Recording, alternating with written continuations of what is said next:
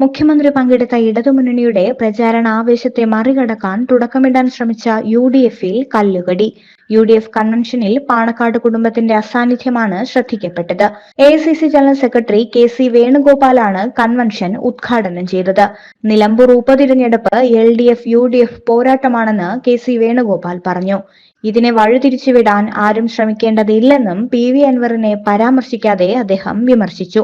ചതി എന്ന പ്രയോഗം ഉപയോഗിക്കാൻ പറ്റുന്നയാൾ മുഖ്യമന്ത്രിയാണ്. മലപ്പുറം ജില്ലയ്ക്കെതിരെ ചതിപ്രയോഗം നടത്തി കള്ളക്കടത്തിന്റെ കണക്കു പറഞ്ഞ് മലപ്പുറം ജില്ലയെ സംശയത്തിന്റെ മുൾമുനയിൽ നിർത്തിയതും അദ്ദേഹമാണ്.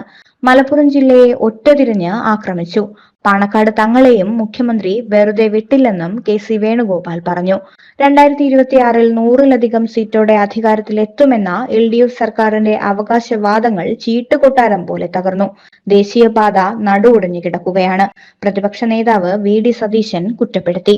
നിലമ്പൂർ ഉപതിരഞ്ഞെടുപ്പിൽ UDF-ന് വോട്ട് ചെയ്തിട്ടേ കാര്യമുള്ളൂവെന്ന് മുസ്ലിം ലീഗ് നേതാവ് PK കുഞ്ഞാലിക്കുട്ടി പറഞ്ഞു.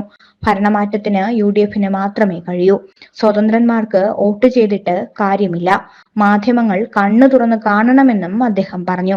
PK കുഞ്ഞാലിക്കുട്ടി അടക്കം നേതാക്കൾ പങ്കെടുത്തുവെങ്കിലും പാണക്കാട് സാദിഖലി തങ്ങളും മുനവറലി തങ്ങളും പങ്കെടുക്കാത്തത് ചർച്ചയായി. ഇരുവരും വിദേശത്താണ് എന്ന് UDF നേതാക്കൾ പറഞ്ഞു. എന്നാൽ കഴിഞ്ഞ ദിവസം ലീഗ് നേതൃയോഗത്തിൽ VD സതീശനെതിരെ ഉയർന്ന വിമർശനത്തിന്റെ ഭാഗമാണ് വിട്ടുനിൽക്കലെന്നും കുറ്റപ്പെടുത്തലുണ്ട്.